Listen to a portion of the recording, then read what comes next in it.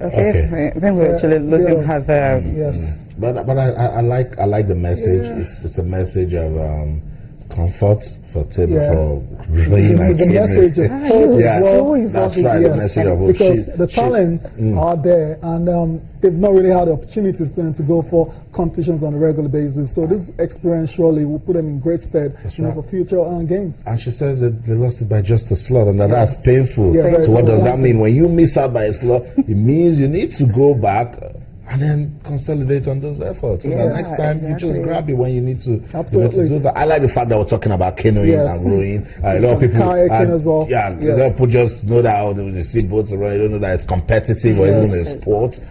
We're glad we're telling you. Everybody says row your boat. But gently down you can roll it gently down into the Olympics. Yes, you can make a career of it as well. So the federation, they've got their work cut out as well. So when they come back, they've got to sustain the momentum. The athletes mustn't come back home and get idle.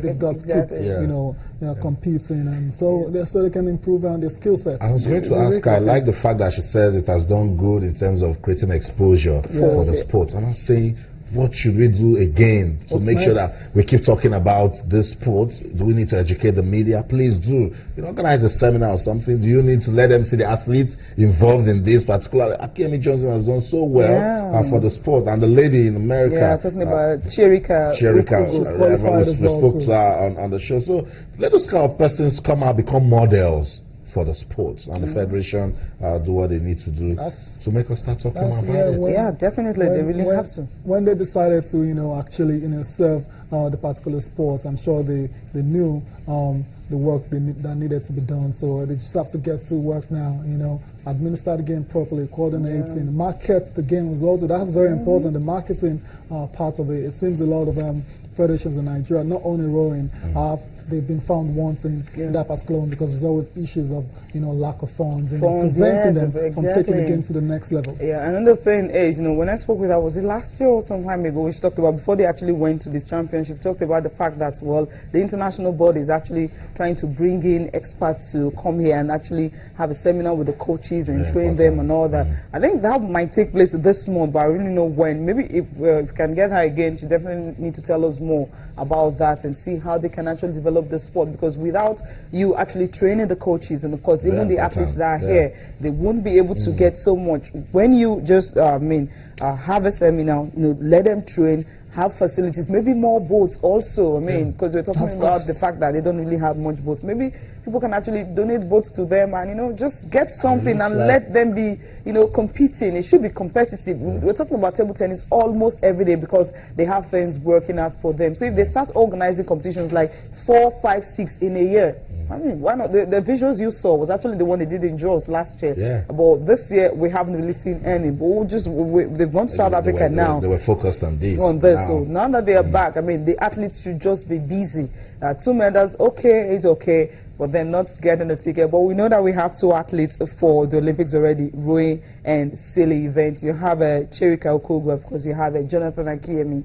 Both of them are representing Nigeria at the Rio Games. So 2 athletes, that should be enough. Yes, Austin, the first major for golf is upon us. What's happening? Right. Jordan Spieth, you think he can retain the title? Well, Jordan Spieth. How about Jason Day? All eyes on him. Jason Day. Rory McIlroy hasn't won the Masters. Paul Casey needs to impress. Some really great players on tour. So I'm not going to sit down here and predict. You're not talking about Phil Mickelson. Experienced plays golf, but this young guy is a freaking over. Jason is actually favorite for this tournament. The era of Phil Mickelson and Tiger Woods, it's over. These are the new guys. It is over. You can actually write anyone off in golf. I'm not writing them up. What I'm saying is they're no longer the dominant force in the game. The dominant force consists of Jason Day, Rory McIlroy, Jordan Spieth, Patrick Reed, and the likes. Martin Kayman also. Martin Kayman as well. So there are a lot of young golfers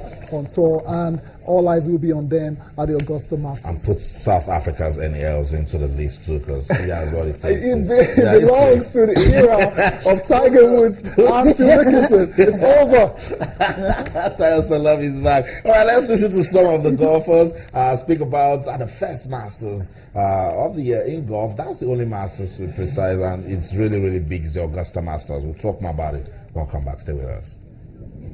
The current form, I feel good about my game. I feel comfortable with where I'm at, walking around the grounds at #1 in the world. I mean, it's a pretty, it's a good feeling.